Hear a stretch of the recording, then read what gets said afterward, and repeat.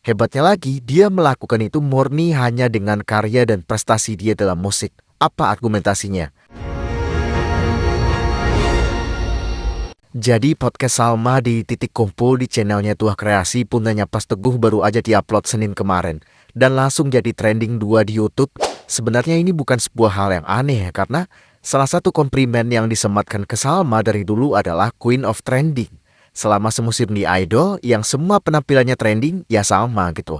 Tapi ketika setelah 2 tahun Salma lulus Idol, bahkan ketika Idol season baru sudah mulai dan sedang menuju babak-babak puncak, Salma itu masih menunjukkan kesaktiannya soal trending.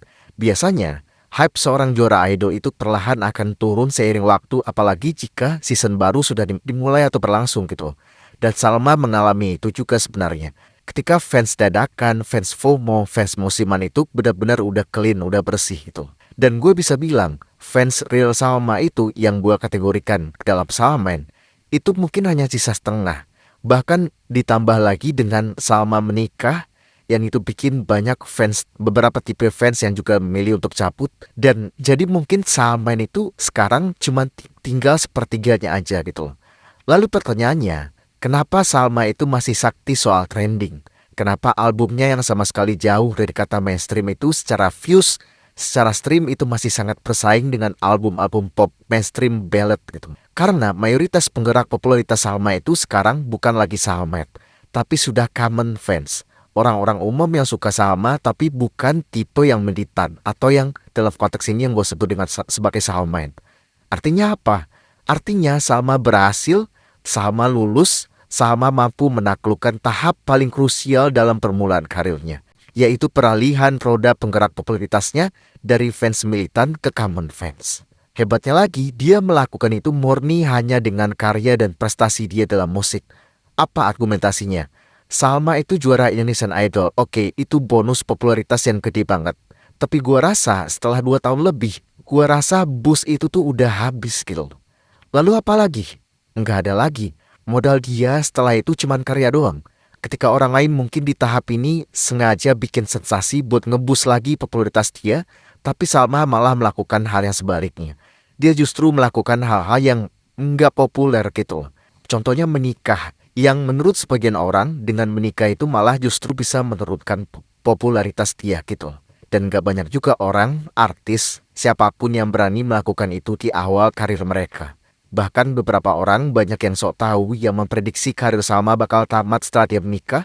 Tapi apa yang kita lihat sekarang, Salma masih sakti, kehadirannya masih ditunggu-tunggu, masih kuat trending, bahkan masih masuk nominasi penghargaan yang terakhir itu SCTV Awards gitu. Padahal kalau kita lihat Salma yang cuman sekali-sekali post di sosmed, jarang ada di TV, nggak mau ngikut tren apapun yang lagi rame di TikTok, dan sekali lagi dia itu murni dinyalakan oleh karya dan musikalitas dia sendiri.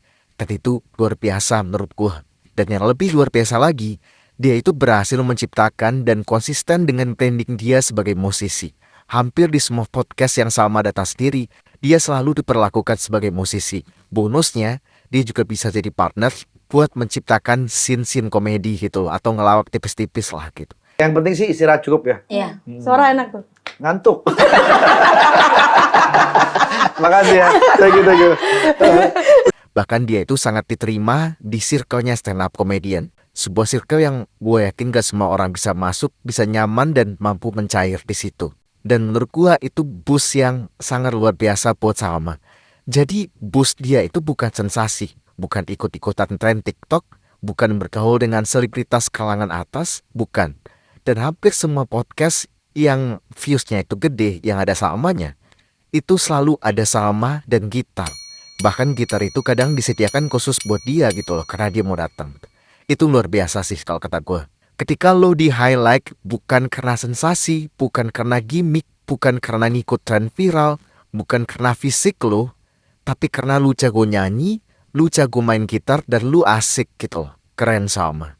Satu hal lagi yang gue lihat selain dari kemampuan komunikasi 2 arah Salma yang luar biasa di setiap podcast, tapi di luar itu bagaimana dia merespon orang-orang yang merayakan dia, orang-orang yang menghargai dia, orang-orang yang memberikan impact positif buat dia, ketika dia merayakan balik orang-orang yang berjasa bagi dia gitu. Ketika kedua orang tuanya diajak untuk ikut terlibat di musik video rumah, Samen sampai dipikirin lagu yang judulnya Terima Kasih. Lalu Pras Teguh yang di-invite khusus di panggungnya dia.